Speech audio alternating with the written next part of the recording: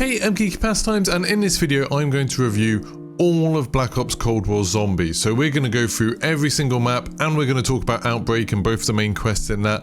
I'm going to give each one a score out of 10, and then at the end I'm going to give my thoughts on the mode as a whole, and kind of what it's been getting right and where I think it's been going wrong this year.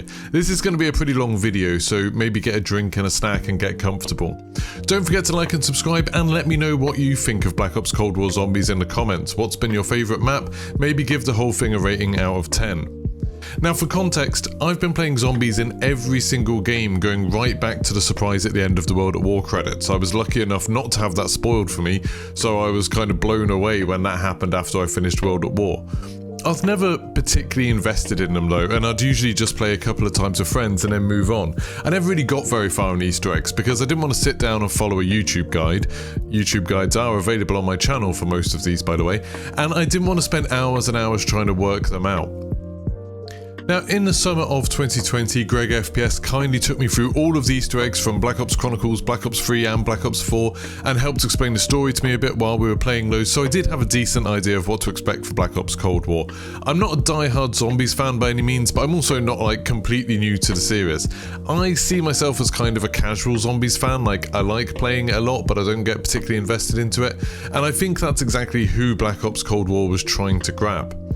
So let's get straight into reviewing the maps. The first one was D Machine. Now D Machine's where it all started, and I've got an obvious kind of bias for it. It's the first Easter egg hunt where people actually watched me play. I got to play with some legends like Noah, Pizza and Starburst, and we got world's first completion for it. I also spent a huge amount of time on this map grinding out Dark Ether in the first season. The map itself is the only truly sort of unique map, I think, compared to the campaign, with none of the locations appearing in the campaign first. Obviously there is Nactor and Totem in it, but even that has sort of changed dramatically. There's two distinct areas in the map. There's the overground in a kind of European forest which has Nactor and Totem in it, and there's a huge crash plane and abandoned military hardware scattered about, and then there's the sprawling bunker below ground which has different sections inside and a massive particle accelerator as kind of the centerpiece. Then you can even take dark portals into the Dark Ether itself, something we surprisingly very rarely got to do in the other maps, and explore a slightly twisted version of those locations.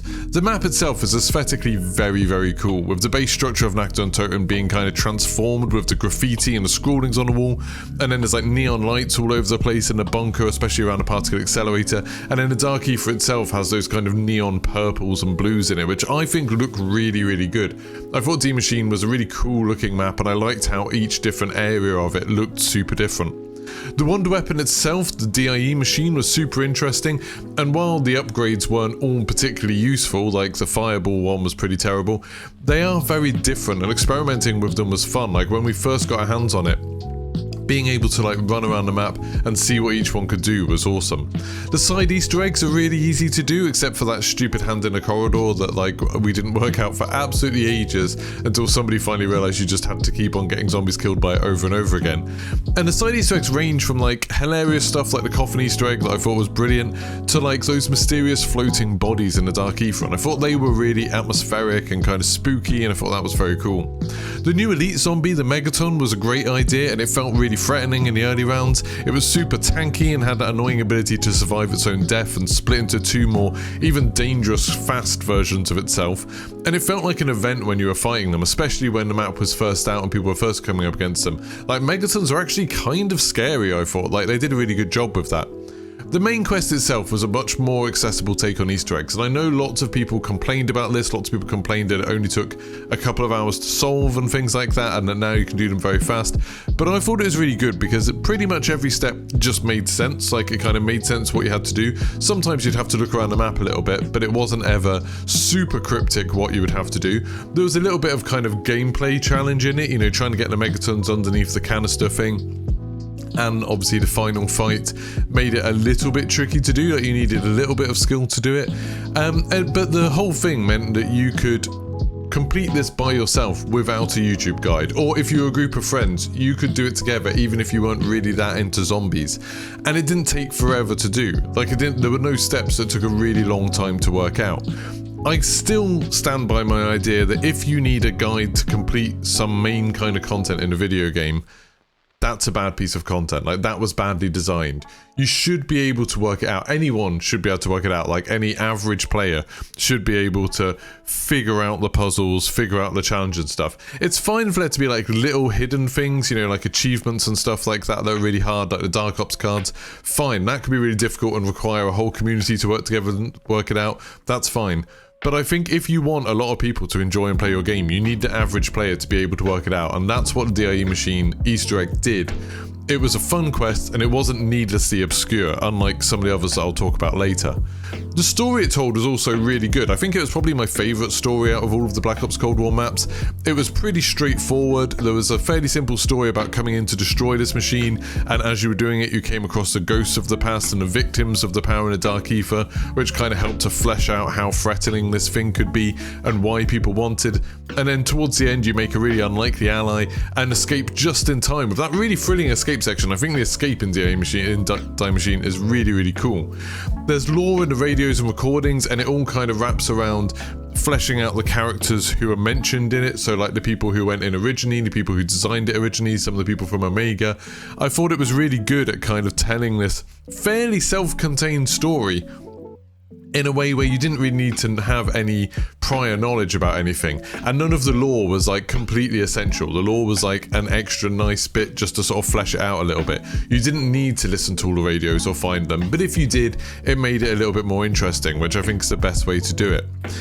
And the whole thing sort of held together really well and set up the idea that there were more of these portals around the world and they had to be closed for good before Omega could use them for whatever they had planned. That was a cool starting off to this story. I thought that was a good idea, and it meant that like, okay, so we're going to be going to these other portals and shutting them down, and then maybe building up to a bit more of a threat about like, how do we end Omega for good? And that's not really quite what happened, and I'll talk about that, about why I found the rest of the story a little bit more disappointing later on. But I thought the beginning of the story was very good. I thought they did a really good job with that. Now, of course, the map wasn't without its problems. It was not a perfect map. The main quest was spoiled a bit because players could work out the steps to build the wonder weapon upgrades in offline mode before the Easter egg was officially live. And this is something that a lot of the maps have struggled with, is they let us play the map before the Easter egg goes live, which I think is a good idea because people download stuff at different times and everything like that. But every single map, there's been something that people could do offline, something that people could work out before they were meant to be able to, something that people could figure out, and it means the idea of there being like a timed hunt is kind of ridiculous because some people have massive advantages. We had that advantage because Noah had played it in offline mode, and he already had like a guide up on how to complete the wonder weapon, or like get all of the upgrades before the Easter egg went live. And it meant like as soon as we started doing the main quest, we already knew how to do a pretty big chunk of the Easter egg before a lot of other people did, and I don't like that. Wasn't fair. That made the sort of getting world first a little bit more hollow. There also was a problem, like there wasn't really a boss fight at the end. I think I really like Easter eggs where there's a proper boss fight, and the end was just like a wave-based fighting type thing, which was fun, but not as sort of spectacular as some of the boss fights could be. And the ending cutscene was almost non-existent. Like, people have made loads of jokes about this, but like the player simply extracts and flies off while the facility explodes, kind of out of sight even. You just sort of see the explosion in the distance. So it's not the most exciting final cutscene. Looking back though, all in all, I really loved DIE Machine. Like, I still go back and play it sometimes. I still load it up, you know, if I need to level up a gun or something. I really enjoy playing it. It set the tone for Black Ops Cold War really well. It's a fun map to play on, and it's a great main quest to show people who are maybe new to zombies. I think it was just a brilliant introduction to like a new era of zombies, and I wish they had carried on with that mindset all the way through Black Ops Cold War, but I think they kind of changed things a bit as we went on. So for DIE Machine, I keep wanting to call it DIE Machine, DIE Machine, I'm not sure. I'd give it 8 out of 10. Now the next map was Firebase Zed. I had huge hopes for Firebase Zed after how much I enjoyed DIE Machine, and the teaser trailer showed off loads of cool things. There was like a huge sprawling military base, there was a village, there was what looked to be a jungle area, new enemies to fight, a new wonder weapon, and then what we got was kind of disappointing. The village area was tiny and just lifted from the campaign. The base was fairly big, but each area looked basically the same. It all looked really similar and didn't have the kind of cool aesthetic we'd seen in DIE Machine. Whereas in DIE Machine you had like the snowy outdoor area, you had Nacton Totem with all the cool graffiti, and then you had the bunker with like the different areas.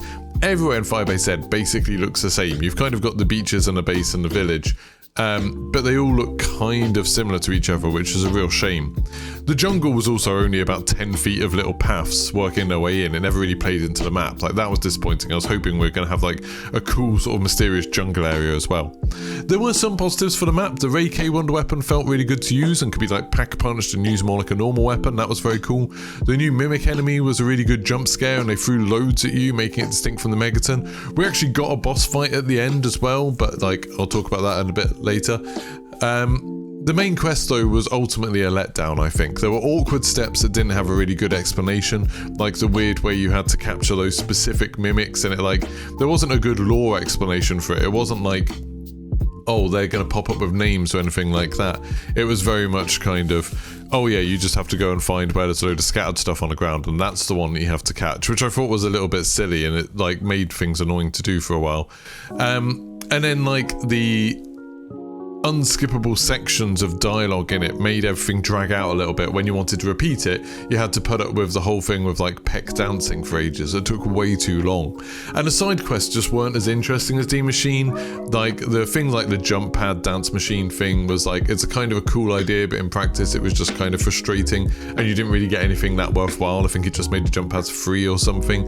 And like the safe was okay, I guess, but it wasn't like a particularly fun thing to do. The boss fight as well was a complete pushover, and I think like everyone pretty much felt like that as soon as you got to the boss fight, it was like, oh, this is just, you do a load of damage to the massive thing in front of you, and that's it. It didn't even look that spectacular because you'd already kind of got to fight the Order earlier on in the map, like with the special lockdown sections if you got to a high enough round. So it wasn't like something really spectacular and interesting. So that was a real shame. The story also started heading in the direction I wasn't a fan of with Firebase Zed. There was much more of a focus on Maxis and kind of obviously her past, which meant that people playing it who wanted to care about the story kind of needed to know who she was and why she was important, which you're not going to unless you've watched videos about the Aoife story or you've played those games. And I think that was kind of a shame. And each map started from then on having like just a new threat that you had to deal with that wasn't really mentioned previously, and that's something that I think Black Ops Cold War suffered from all the way through, is that each map they were just like, oh, there's this new problem that we have to deal with, and so it wasn't like you were being like, oh, finally I'm getting to deal with this. It was just kind of like, oh, there's another thing. And I feel like that never really worked as a kind of narrative structure. Obviously they ended up tying everything together, but it never felt like each map kind of flowed onto the next one in a narrative. It didn't make an interesting story arc overall. In this one, we had to rescue Maxis from the Dark Aether with the help of Ravenov, who's like an Amiga turncoat, and we were reluctantly helping Peck get the facility back online. We had a bit more of an ending cutscene, but the story had already began to sort of lose focus. D Machine felt so focused and so sort of clean in how it was telling a story, and this just felt like it started meandering and introducing lots of sort of side characters that didn't end up mattering that much, which was a real shame. Firebase Zed is probably the map I've returned to the least out of the older ones. Probably just because I don't really enjoy the steps in the main quest, and fighting zombies on the map isn't that interesting because the map doesn't look that interesting. So overall I give Firebase Zed 5 out of 10. Now I want to talk about Outbreak. This is kind of when Outbreak was coming out and when we had the Outbreak main quest, which was a really interesting thing.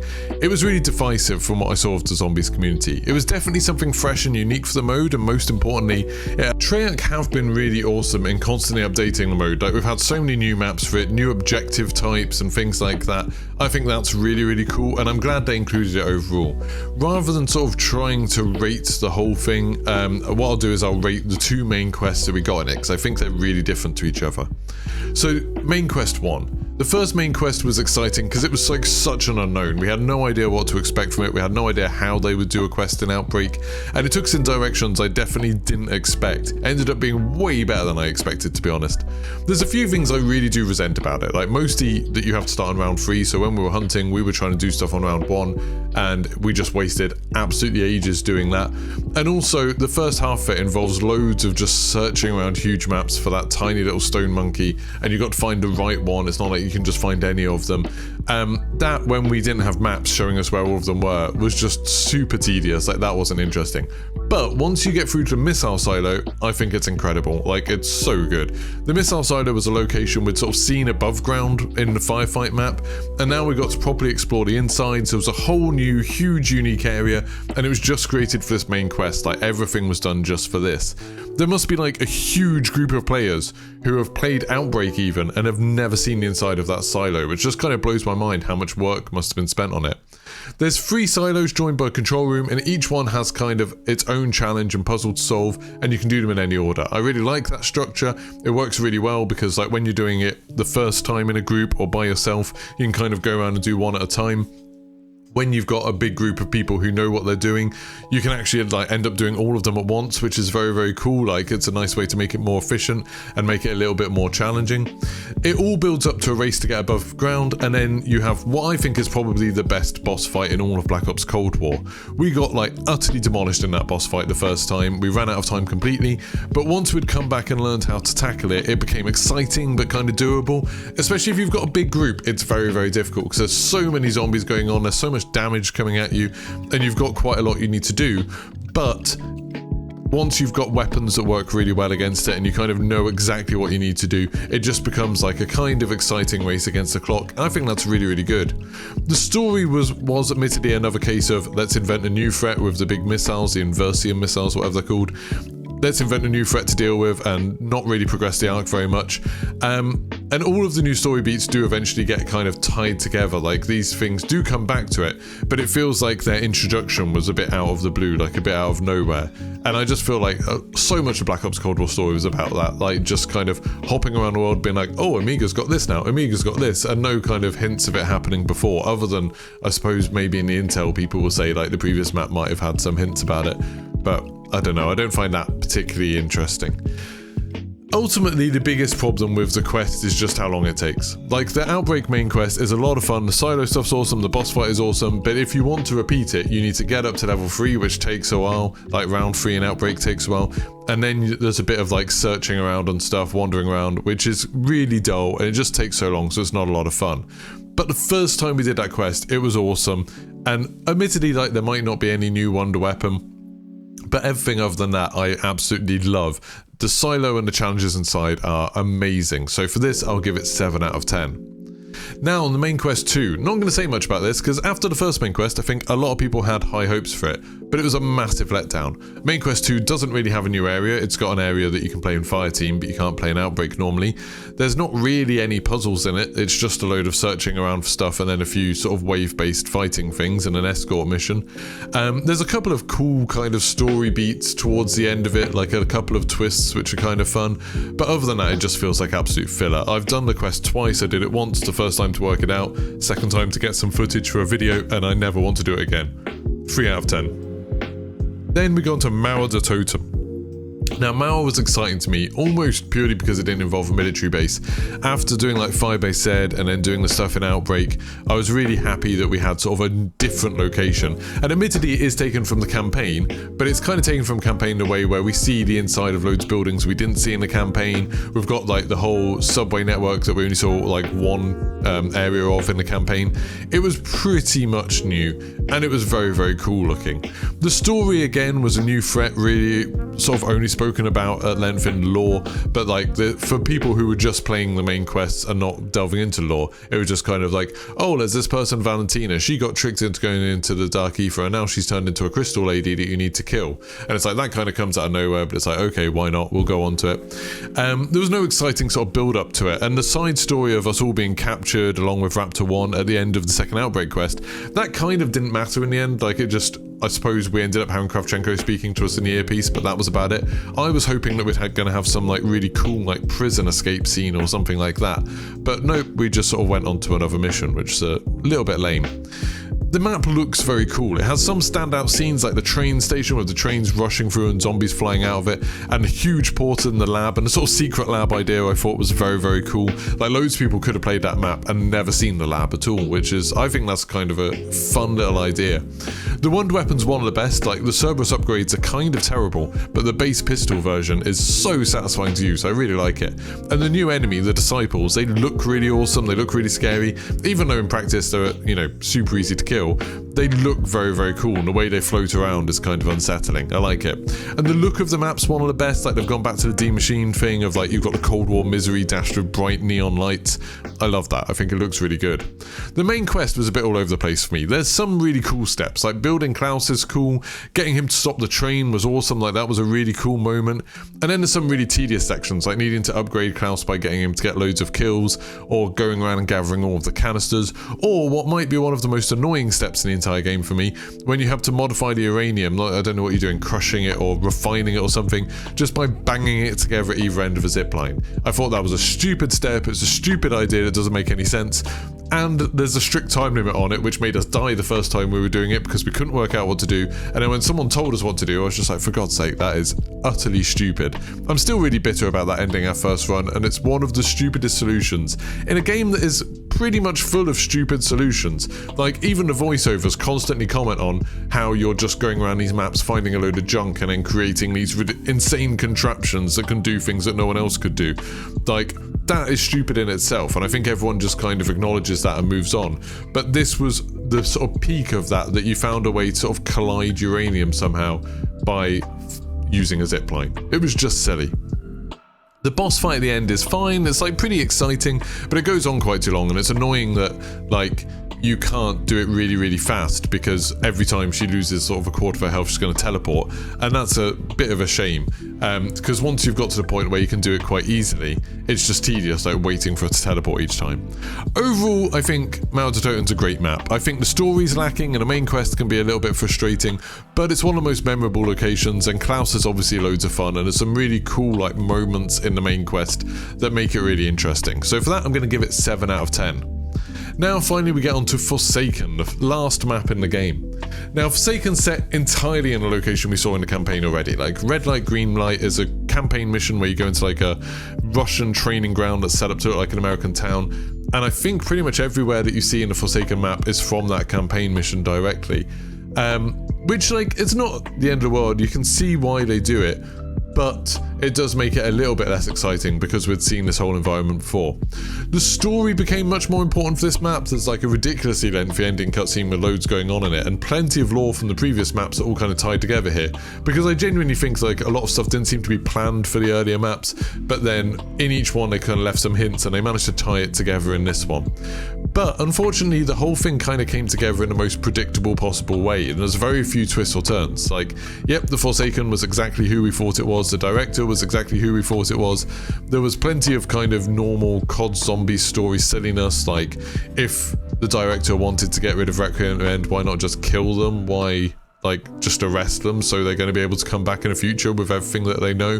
Why did Peck and Kravchenko just randomly blow themselves up? There's just like a bit where I think Peck's like shooting some zombies and he shoots a gas main and it blows them both up, and it's like, that's a weird ending, well, sort of ending, because Peck's obviously in the last cutscene. A weird sort of ending to the story of two fairly major characters in this. Why was this immensely powerful being, the Forsaken from the Dark Ether, able to be held at bay just by Maxis for so long? Like, Maxis was just flying around zapping them. The Forsaken never felt particularly threatening or particularly scary. It was big, but it's just kind of a big crystal dude, and we've seen lots of sort of crystally stuff going on before. He wasn't like scary and didn't seem like particularly more powerful or impressive than like the thing that we fought in the Outbreak Easter egg, for example. And also, if it, like, what on earth is this Aether neutralization device that we craft out of junk that we find around the base, but is apparently essential for going down this one corridor very slowly? Like, there's just loads of stuff that's, I get that that's kind of just what Call of Duty Zombies is like, that stuff like that happens, but it all felt very much by the books. It didn't feel interesting, it didn't feel different, it didn't feel more exciting than like any of the other stuff that we've seen. The map's huge saving grace, in my opinion, is the Wonder Weapon, the Crystal Axe that is absolutely insane. It's so overpowered, it's a huge amount of fun to use. It does make every other weapon redundant because it's so good at everything, but who really cares in this? It's a blast.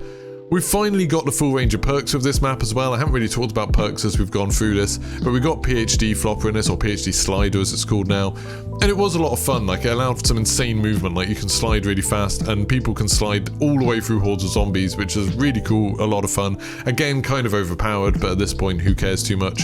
It feels like balance was kind of thrown out of the window for that map. Instead of turning zombies into trying to make it scary and making the zombies a real threat, which I think like the teasers for D-Machine kind of implied was going to happen. Instead, it was just this absolute power fantasy, which zombies has always kind of been, where it's like the zombies aren't that much of a threat. You're insanely more powerful than them, and you just run around killing hordes of them. That's always what zombies has kind of been, and it's just lent into that really heavily. The main quest itself was kind of disappointing to me. There's a bit of a fetch quest, only a couple of steps really in the whole thing, but like a couple of the steps were a bit broken, like the bit where you had to press all the valves at once. There were 4 of us doing it. We sort of thought, oh yeah, we'll try pressing them all at once. Did it once, didn't work, did it again, didn't work, did it the 3rd time, then it suddenly worked. And I think it was probably a lag thing, so we're playing with a couple of people from New Zealand, but like that shouldn't be enough to stop you, because it's like we were doing the right thing, and no indication that we were doing the right thing until it just happened to work the 3rd time we did the exact same thing. And similarly with the Abomination having to shoot the crystal, the little crystals to get one of the pieces for the wonder weapon, we did that and the crystal just didn't break, and I've heard lots of people complaining about that. That's kind of a shame. And then there's also a really, really stupid step in the main quest. Like, you have to electrocute a zombie near an old arcade machine, so the old arcade machine will give you a special red RCXD that you can use to open a loose vent door that you couldn't open with the normal RCXD for some reason, or the giant axe you've been swinging around at everything and destroying everything with. This little loose vent that you probably could pull off with your hands, that apparently needed this one special RCXD to do. Like that, I don't think there's any way to defend that. That was just stupid. And all of that was just so you could grab a TV from a TV shop that has like 20 TVs in it. Like, but you needed this one particular TV from the back room to build this weird device that lets you get down a corridor. It was just really silly. I didn't find it satisfying once I found out what you had to do. It was just stupid. The boss fight's another pushover again, which is a real disappointment because the Forsaken's meant to be like the big bad of the game, but I thought he was really disappointing. He never really posed a threat at all in the fight, and it was really easy to take down the first try. The side quests are definitely a huge step up though. Like, they were really cool. There's plenty of little activities to get different kinds of rewards, and they're actually like fun to do in themselves. You don't just do them for the reward, you do them because they're kind of fun, with the arcade games, the little Nectar and Totem side Easter egg, the sort of shooting challenges, the RCXD race. There's a lot of really cool stuff in there. Overall, I came away feeling disappointed with Forsaken. The map looks cool and the wonder weapon's awesome, but other than that, it just felt like a letdown. As a conclusion to the story, it was just a bit disappointing. So I'd give that 6 out of 10. So overall, I had fun with zombies in Black Ops Cold War. I did enjoy it. I feel like I've been quite negative in this, but that's because there's a lot of stuff that I feel just ended up being disappointing. But I have had fun playing it. I've been excited about every new map coming out. I felt like D-Machine, the first Outbreak quest, and Mauser Totem were highlights for me. Like, I really enjoyed them. And there's been loads of great wonder weapons and some fun looking maps to mess around with. That being said, I think there are a lot of missteps with it too. Not having like a crew but instead using the operators, I can see why they did it, because it means zombies players might care about buying skins and stuff like that, but that's a little bit of a shame. That's a little bit kind of, I think it took a lot of the personality out of it. We've only had 4 maps in the year, which was a shame. I know we had Outbreak as well, but like kind of for round based maps, it means we've only had 4 locations and some of them weren't that interesting. There's been a heavy reliance on content from the campaign, which again is a shame when there's only been 4 maps, and sort of old perks coming back rather than them doing new interesting ones, which I think would have been more fun. I think the reasons for all this are really obvious. Like, zombies is not a popular mode compared to multiplayer or Warzone. Like, there's a lot less people playing zombies to the point where they care about stuff like the perks or the Easter eggs and stuff like that. To be honest, it's kind of a miracle we get as much content as we do for zombies. I feel like the zombies community is always kind of demanding more and more and more, and it's like, they might be a very sort of vocal minority, but they are definitely a minority, and it's kind of, I'm shocked that Treyarch and Activision spend so much money on this mode, and I can see why they kind of cut corners where they can. I do love the more accessible types of main quest Easter eggs. I think like that's a really good idea. There's like a push to introduce zombies to a broader audience, and that's the only way zombies is going to grow, is if more people start playing it. So I think that's a really good thing, that the average player, the average group of friends can see these main quests through to the end without having to spend days and days trying, or without having to spend hours in one go doing it, or without having to look up a YouTube guide. I think that's really awesome. And like I said, like the more people get involved in this, the more zombies content there will be in the future. Like I've already heard developers saying that there's more people playing zombies in this mode, engaging with zombies in this game than there ever has been in Call of Duty history. That's a really good sign, and that means maybe there'll be more investment in it in the future. It does seem kind of peculiar to me though, that while on one hand they're trying to introduce new players to the modes and make it easier than ever to see all of the content with your friends, rather than having to rely on some YouTube guide, they're also going back to making the lore really obscure. Like there's stuff that to enjoy the main story you kind of need to know from the lore, which seems strange because like a lot of people aren't going to bother trying to find all of the lore. You get lots of them in random orders, you have to play the maps over and over again to get loads of them, and they sort of meander around with the story with a complex cast of characters that are only kind of elaborated on in that lore, and they're tying it back to the Aether story. I would like completely forgive any new players for completely ignoring the story as it stands now, because it's not worth the effort to catch up on. Like, it's needlessly complex, it's not particularly interesting once you do know what's going on, and it's like, if you wanted to piece together to really understand the story and to understand why that reveal of the director at the end matters, you'd kind of need to go back and play like all of the Black Ops games, complete loads of zombies Easter eggs, get loads of like hidden bits of lore and stuff like that from those games, play all of the Black Ops Cold War Easter eggs and read all of the lore for those. Loads of people just aren't going to bother with that, and why would you? Because once you've pieced it all together, it's not a particularly interesting story in the first place. I just think this way of telling the story, of scattering it about and relying so much on the old games, is a real mistake. Like, I think that's a bad idea. And while it's obviously good for people who make zombies content, and it's good for people who want to feel like special within the zombies community because they know something that casual players don't, it's not a fun way to play for anyone who's kind of new to the games, or for anyone who just kind of wants to dip in. Like, it's too much of an investment for something that's not worth the payoff. My biggest worry about all of this is that at the end of Forsaken, we've still nearly got all of the same characters in play. Like, I think Kravchenko's died, but I'm not sure if anyone else has. Because they're so reluctant to kill people off for whatever reason, and they've tied it more closely to the Aether story with the Maxis and Richtofen stuff, and promised it's going to continue. That means the next game is going to be asking players to delve back into this game and the previous Black Ops series if they want to understand what's going on and why it matters. Surely if they want to bring in a new audience, it makes sense to start fresh, and maybe just have some like hidden callbacks to previous titles and Easter eggs, or bits of non-consequential lore. Like, that would be a fun way to do callbacks for people who are super invested. The main story, in my opinion, should be as standalone as possible. Like, it should be completely cut off. It should be something that you can play this game and understand what's going on and why it matters and who these characters are. That would be a much better way to tell the story.